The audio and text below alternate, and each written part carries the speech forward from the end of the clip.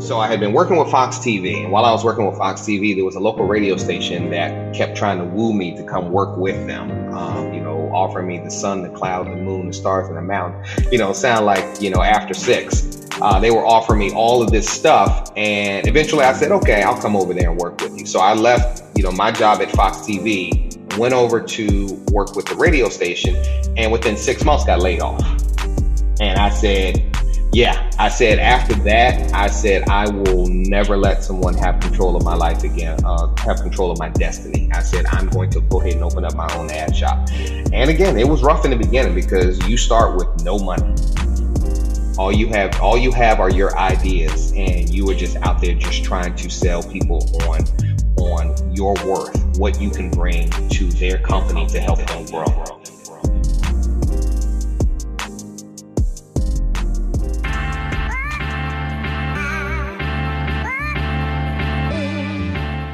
You're listening to Creative Breakthrough, the podcast that provides you with the strategies to elevate your creative passion to the next level.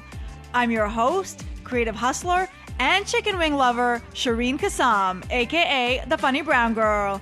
And yes, I have an unhealthy obsession with chicken wings. Now, get ready to flex your creative muscle and keep winning.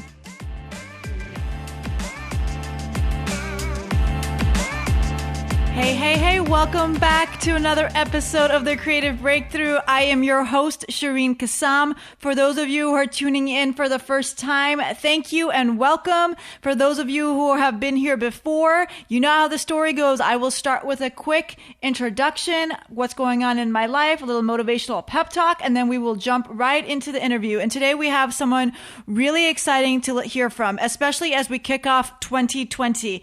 I am so excited that it is now January 2020. If you couldn't tell from my last episode of December 2019, where I did my yearly recap, I hate December. And so I need to remember this year to record my year in review in November, because I am so glad it is not December anymore, y'all. For whatever reason, I cannot make it through December fast enough. But now it's January 2020, and this is the best time because we get to set new goals for the year. We get to set new desires, new action plans. And I love that because I was feeling a little lost towards the end of last year. And so this is a great time to reset and restart. So I asked you all to share with me what are your goals for the year. And a few of you did. So thank you so much. I'm just going to read some of these out loud because I love them. Somebody said, make more space and time for my art to be a priority, and publish consistent content. Someone else said they want to start writing their autobiography to have a record of their adventures. Another person wants to start a business. Somebody else wants to take an improv class. And then I love this one. This person said they want to have a legit strategy for monetizing their podcast and making a living off their art. They also want to learn to create and operate a website and get 20 booked weekends at a comedy club. What I love about this goal is that it is actionable, but it is also achievable. Like to give yourself a number, not to just say, I want to book weekends at a comedy club, but he said 20 booked weekends. I think that is so important when we make goals, is to be specific. What exactly do we want to do and what do we want to achieve? I know for comedy, when I set goals, I always say like, I want to do X number of festivals this year. Or I want to do X number of podcasts this year that are not mine, but somebody else's podcast. I want to do X number of speaking engagements, because that really helps you get towards a goal. And so I really encourage you guys to go through your goals for 2020, and then next to it, put a number, make it actionable, make it achievable, and just set your goals high, because the higher you set your goals, the harder you'll push to get them. I'm still trying to finish my goals for 2020. I know it is January 2nd, I think now. And so I should have my goals ready, but I actually have decided that I want to take the month of January to really just explore my creative interests. I realize that I have an interest in so many different things, whether it's podcasting, stand-up comedy, acting. I do too much, and I really want to take a step back and really see, like, where am I the most excited? I also want to try some new things. Like, I've always had this goal that I wanted to be in the Edinburgh Fringe Festival, and I always thought that I would go there as a comedian, and now I'm wondering, maybe I'm not supposed to go to the Edinburgh Fringe Festival as a comedian. Maybe I'm supposed to go in some other creative format. And so there's a Fringe Festival coming to Orlando in January, and so I'm hoping I can make it to a few of those shows to really better understand what do you need to perform in a Fringe Festival. I also want to start going to more storytelling meetings. I realized that one of my goals a few years ago was to be on The Moth. And if you don't know what The Moth is, it is a storytelling performance. And they pick a topic and then you go on stage and you tell a story about it. There's also a podcast. And I always thought I would go on there. And so I really want to start exploring that some more. So I'm going to start going to some storytelling meetings in January. And I'm also going to go to Writers Club meetings because when I lived in Boston, I took an extracurricular class, like an adult education class called Creative Nonfiction Writing. And I just remember how excited I used to be to go to class. And everybody used to love my stories. I mean, I was killing it in that class. And I just remember people would take, this one girl sat next to me one day and she's like, I showed your stories to my mom and she couldn't stop laughing. And that sits with me to this day. Is like, I loved writing. And so I want to get back into that. So in January, I really just want to explore these different creative interests and see where do I want to spend my time. I also got on stage at the end of December to do my last comedy show of 2019 and I killed it. I mean, this woman came up to me after the show and it's so heartwarming when strangers that you don't even know approach you and say the nicest things to you because they probably don't know where you are in your creative journey and what you're struggling with and that their words can really uplift you to a better place. And this woman didn't know me and she said, are you from here, from Orlando? And I said, yes. And she's like, you need to go. You need to go to LA. You need to go to New York. You are too good to be here. I mean, she was like, there was 10 comedians that went up tonight and all 9 combined, you were funnier than all 9 combined. And that's not to be egotistical to the other 9 who performed. You guys were awesome too. But she said this and it was just so resonating because I have been conflicted about what am I doing with comedy and where am I going with it.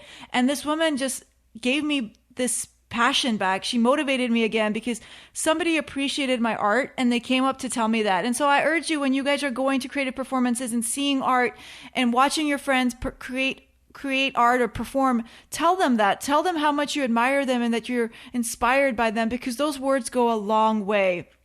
So back to the Writers Club. I want to do some more writing classes.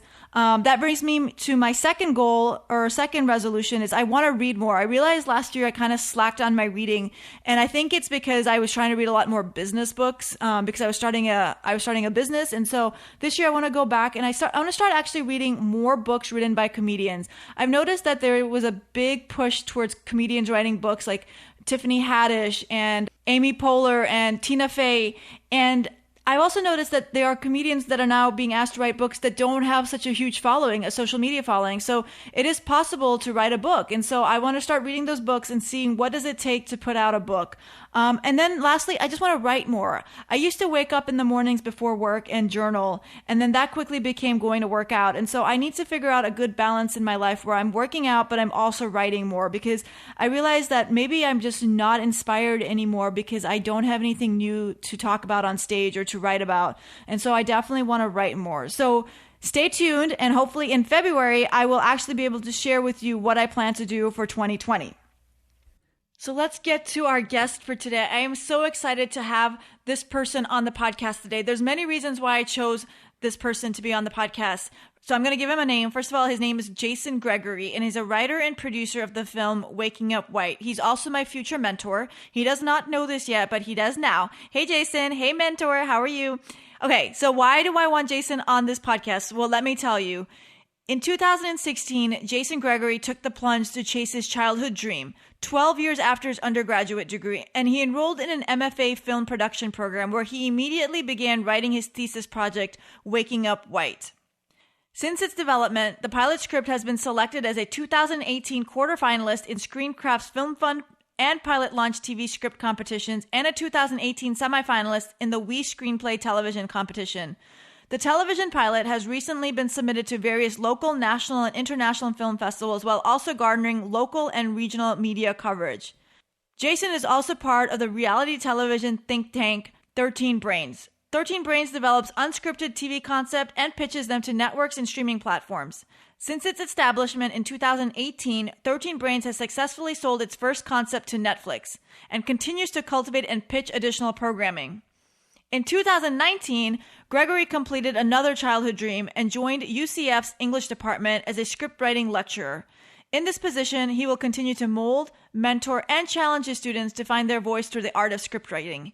Jason Gregory is the epitome of a creative breakthrough. He graduated with his undergraduate degree in film. He didn't get to pursue it. He went 12 years. Finally, he said, you know what? I'm going back. I'm getting my MFA. He not only got his MFA, he put together a thesis statement that has gone on to win competitions and be in film festivals. He then went one step further and joined a think tank where he's actually pitching shows to companies like Netflix, and now he's a script writing lecturer. It's amazing how when you make a decision to change your career and shift and pivot, you can actually make it happen. And Jason Gregory is a prime example of that. So what are we waiting for? Let's get started. Welcome to the guest chair, Jason. Thank you. Thank you for having me, Shireen. No, it's my pleasure. We've been trying to organize this for months, so I'm glad we finally found time. Yes. Thank you for staying on me here, and I'm so honored to be in the hot seat here. Yes, well, it's definitely going to get hot, so I hope you have a fan. Yeah. Yes, I do. You're like, that was such a lame joke, Shireen. I didn't even know how to laugh at that. I was like, all right, if she's a comedian, okay, all right. I'm not working tonight, okay? So that was like a Right. throwaway. Okay. So one question I love to start all my interviews asking is, I'd love to know how your creative journey began. Oh, wow. Years and years and years ago. I was one of those kids that always, loved writing, loved just creating things. And, my first aha moment was when I went into a movie theater. My very first film that I saw by myself was actually a Spike Lee movie, and it was and I'm showing my age here, but it was School Days.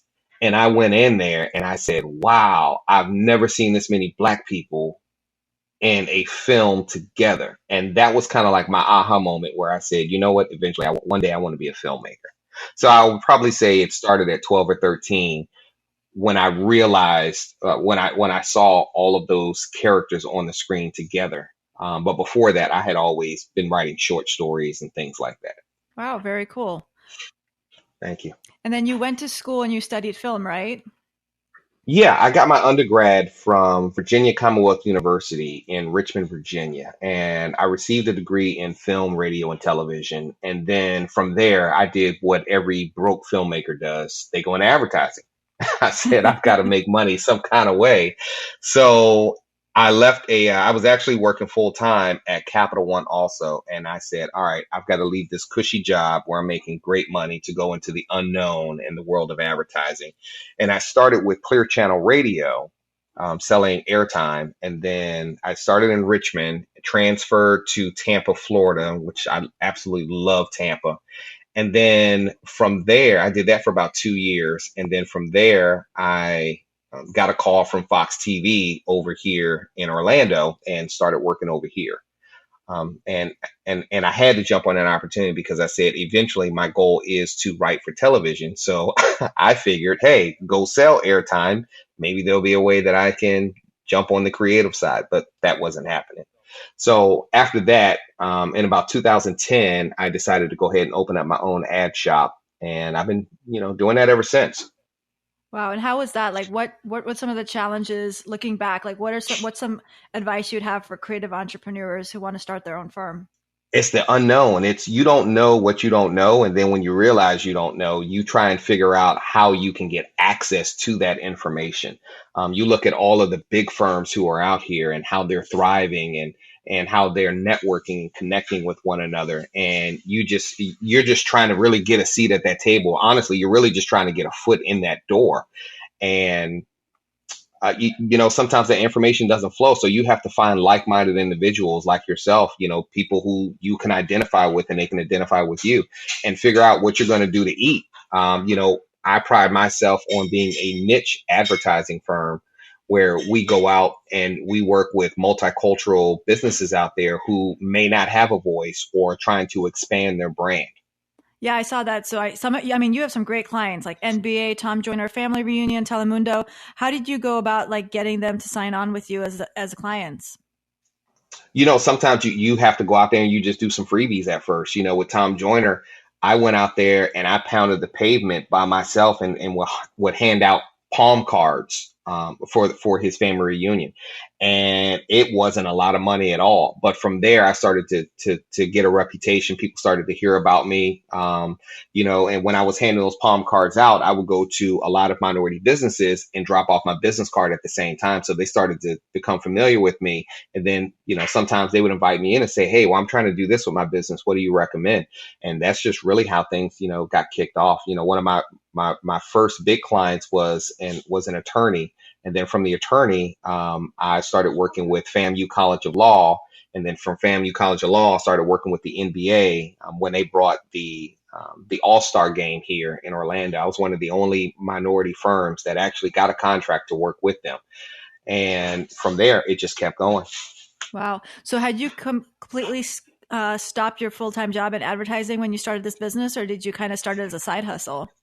No, my wife and I had always had a conversation about me eventually branching off and starting my own ad firm, but it kind of happened when I didn't expect it to happen. I was working for a local radio station. Well, at the time, let me back up. So I had been working with Fox TV, and while I was working with Fox TV, there was a local radio station that kept trying to woo me to come work with them. Offering me the sun, the cloud, the moon, the stars, and the mountain. Sound like After Six.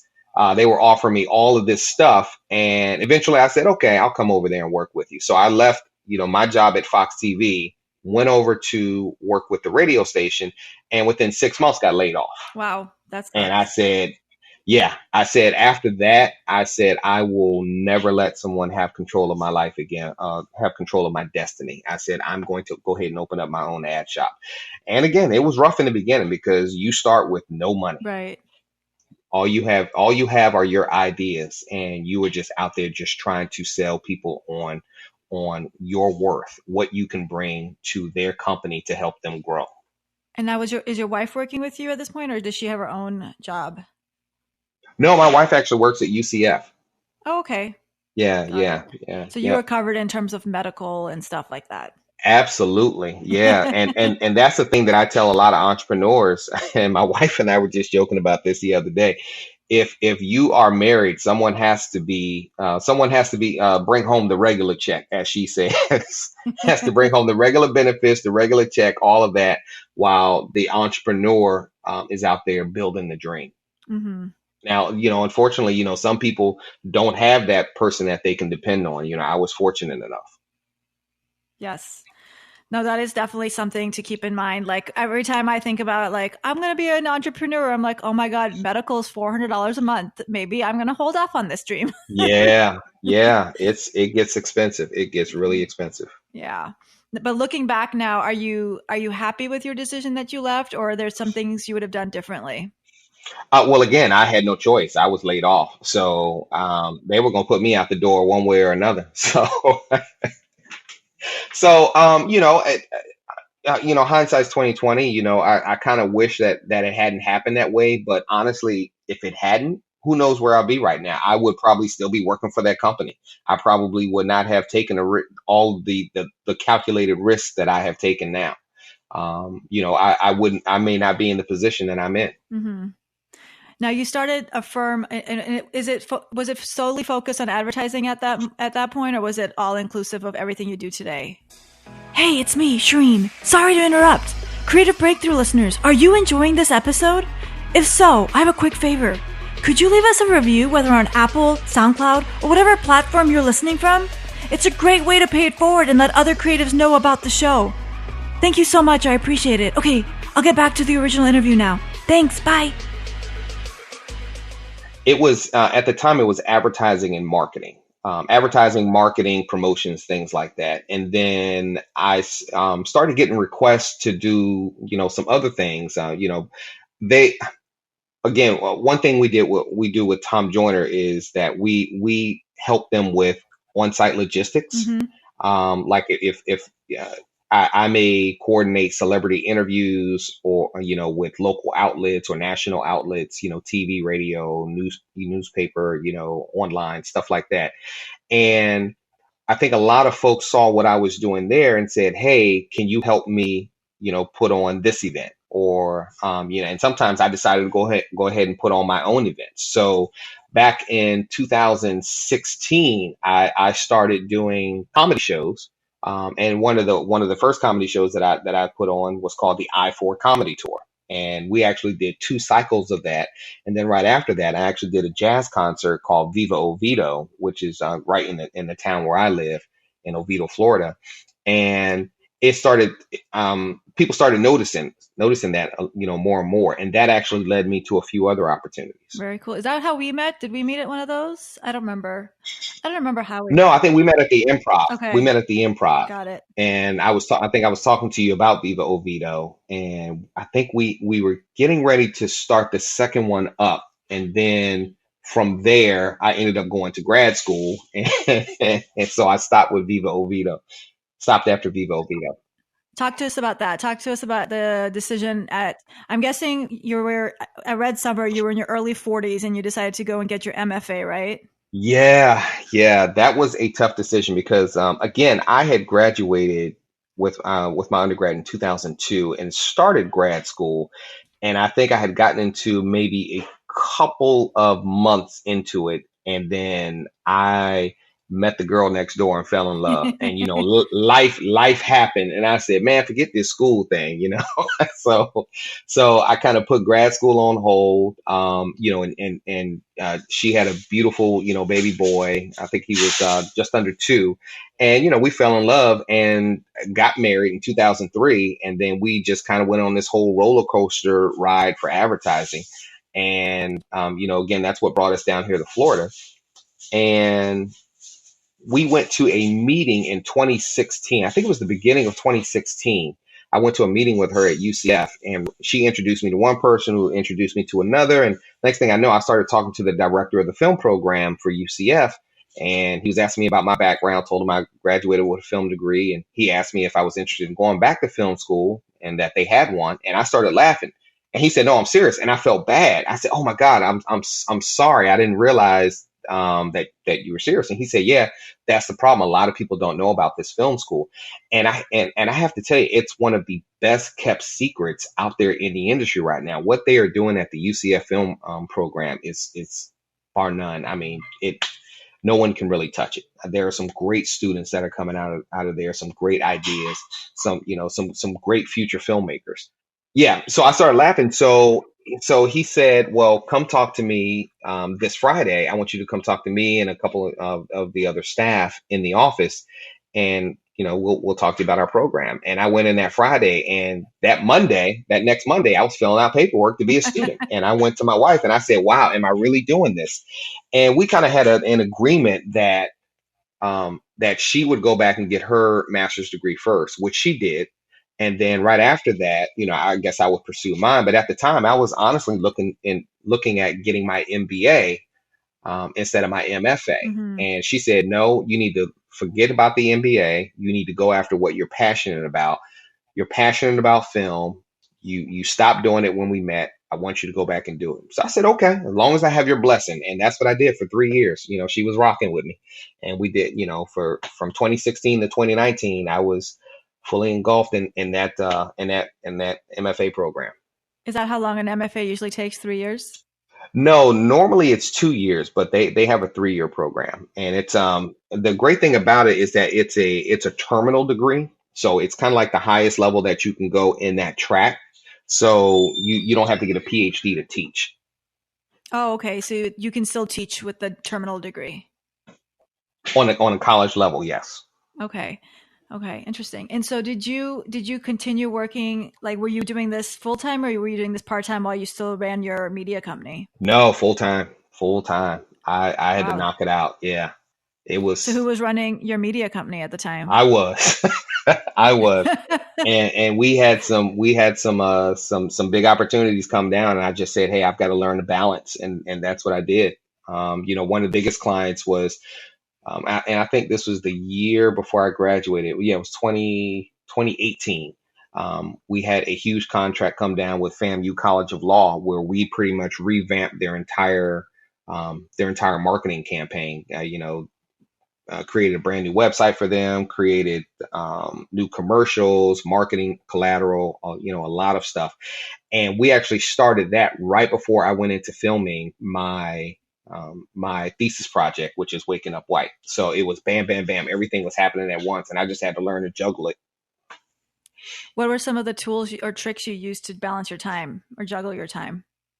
Teams. You have to make sure that you have reliable teams, people that you can delegate stuff to, that you can go to, that you can depend on and say, hey, here's what needs to be done. Can you take care of this? Because I've got to be over here.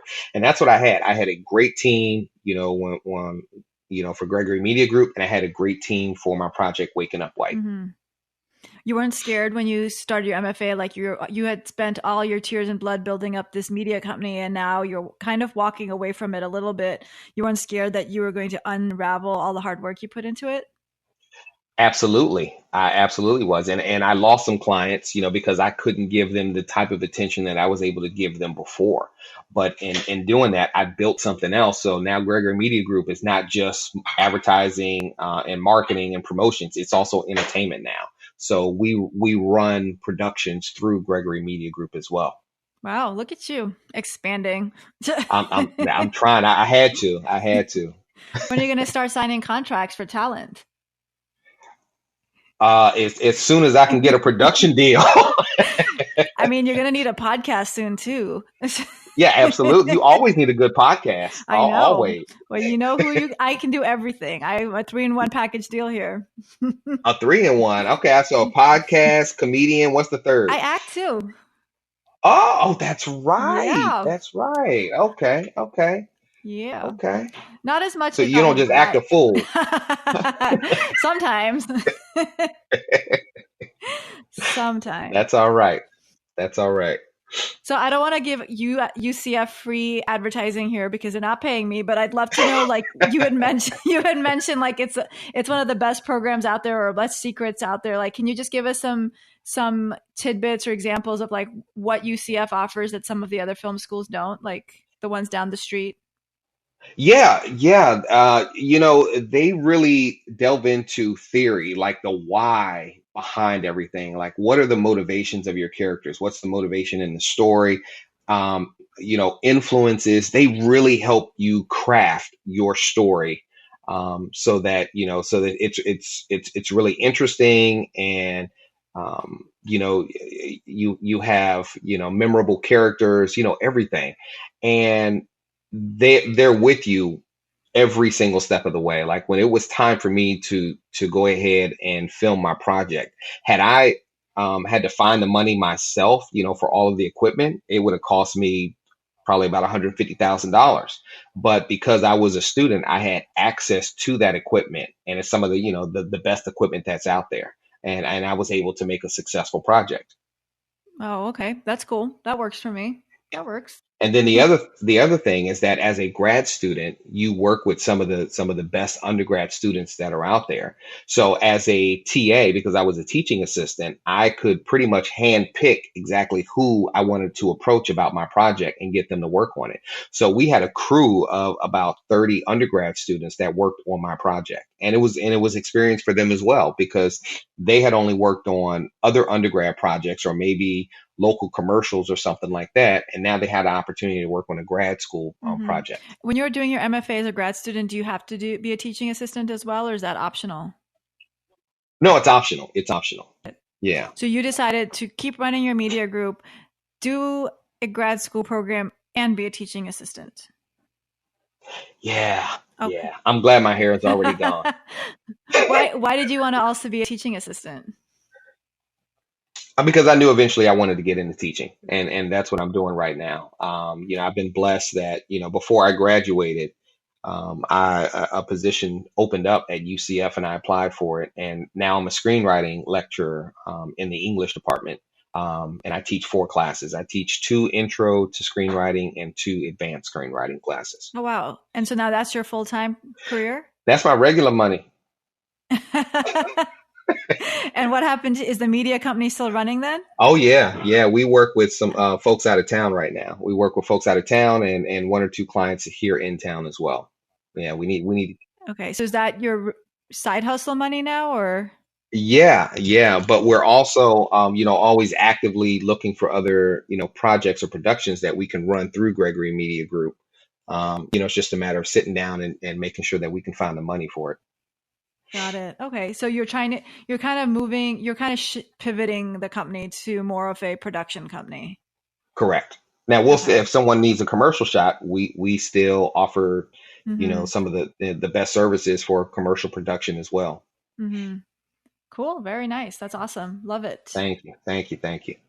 So you had mentioned this before. Your thesis project was called Waking Up White. It's the story of Yep. a Black family that wakes up white and has 30 days to determine if they'd rather return to their cultural roots or stick with the new skin they're in.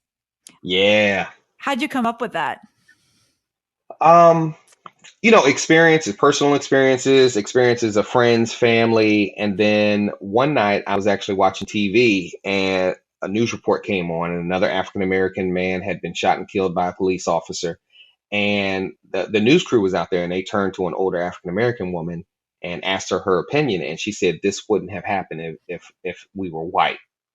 And I went to sleep with that ringing in my ears that night, and I woke up the next morning, and I had the idea of waking up white. I said, what if I woke up white? And then from there, I just started writing. And at first, I actually wrote it as a feature film. It's about 80 pages, and it was very, very dark. And I said, no, I don't want it to be so dark. But I had done a whole lot of research and just it's kind of like your first script. You just kind of throw it up. You put your first draft out there, and it's just full of a whole bunch of stuff. And then I got to working on it and did a second revision and a third revision and a fourth revision. And then some of our professors actually looked at it and said, hey, have you ever thought about turning this into a television series? Because everything you're talking about here, it could honestly have its own storyline. And I said, you know what, that's a good idea. So I went into my office, and 3 days later, I came out with the pilot for Waking Up White, because all the research had been done. So I just had to pepper in some comedy. So now it went from being a very dark drama to now a dramedy. Mm-hmm. Very cool. So let me ask you, if you woke up white, would you stay white or go back to your roots? Oh God. No. No. I love my brown skin. I love being black. I wouldn't have it any other way. It'd be cool to see what happened maybe, 1 or 2 days. But after that, nah. I love my melanin too much. So leading up to you writing this Waking Up White, like, had you been writing a lot of screenplays? Like, how did you strengthen that screenwriting muscle? Because now you've taken Waking Up White and it's won a couple competitions. You're submitting it to festivals. What advice do you have for people who want to be screenwriters? Just start writing. I tell my students, write every single day. I heard Spike Lee once say, write at least 5 pages a day, even if it's trash. Just get into the habit of writing. So that you can become disciplined. Do that. Find a mentor. I always say that. Make sure you find a mentor, and don't be afraid of taking calculated risks.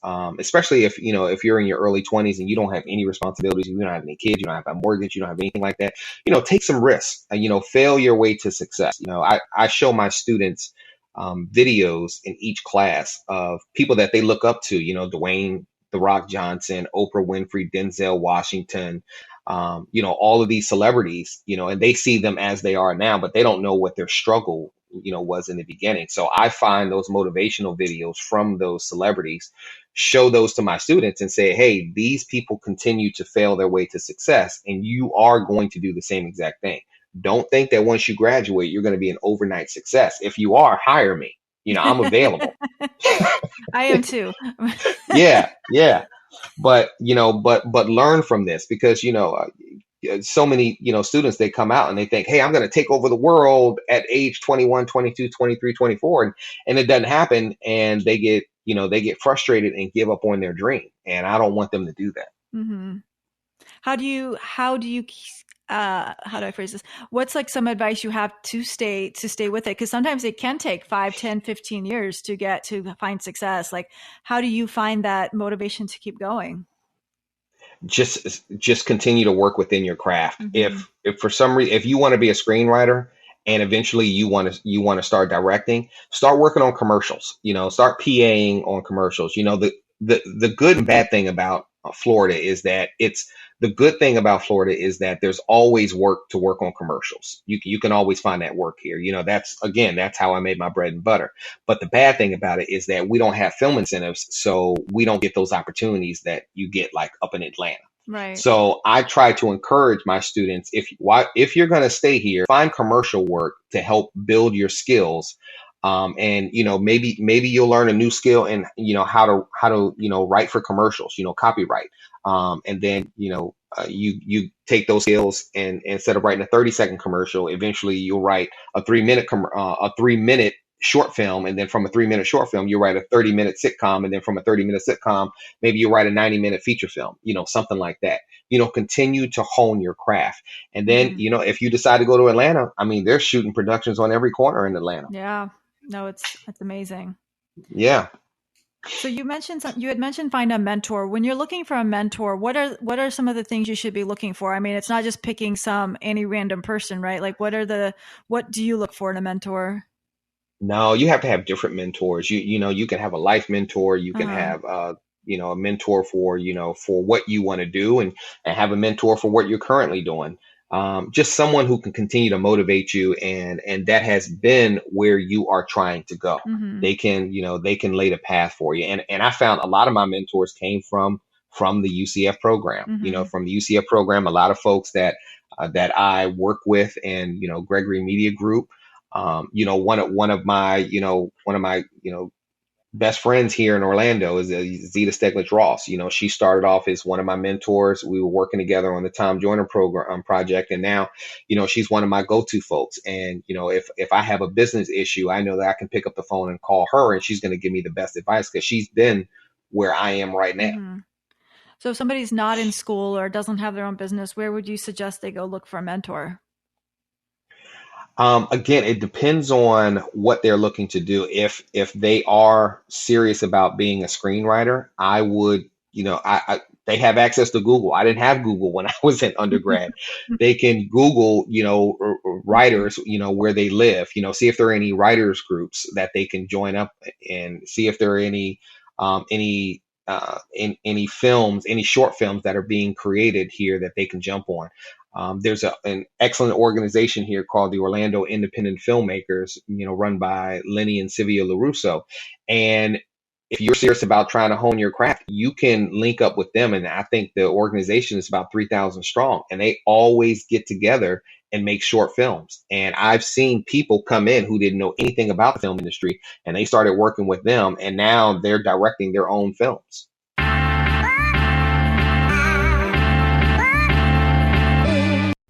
Wow, what an inspiring story. I mean, and that's only part 1, guys. Part 2 will drop in 2 weeks, but I'm just so inspired already just to know that you can have all these dreams in your childhood and even in college, and then sometimes life doesn't work out the way you want it to work out, but things come around and things happen for a reason, and it's never too late to pursue your dreams. I mean, Jason took a bit of a detour in his goals and his dreams, but those detours gave him experiences, gave him life stories, so that now that he's pursuing his goals and his dreams, he has all these experiences to pull from. And I also love that it's just never too late to go pursue those dreams. I mean, in his 40s, he went to get an MFA. I'm in my mid-30s and I'm questioning it. And now I'm just like, go do it, Shireen. Just jump into it. If you have the means, go do it. Or take classes on YouTube or online. There's so many resources at our fingertips that I want us all to go out there and follow our dreams and do what we want to do. Key takeaways from Jason. 1, develop a positive reputation in the field. 2, create a team of people you can depend on. 3, make note of your personal experiences. 4, write every single day. 5, take calculated risks. 6, fail your way to success. And 7, find a mentor. Now, go flex your creative muscle and keep winning. Thanks for listening.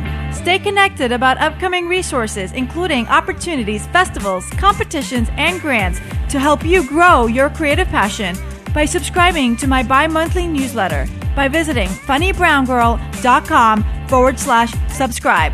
Don't miss out on a life-changing opportunity and subscribe today at funnybrown.com/subscribe. And hey, if you decide to go on Instagram today, follow me. I'm Funny Brown Girl. I'm Shireen Kassam, and you've been listening to Creative Breakthrough. Now, go flex your creative muscle and keep winning.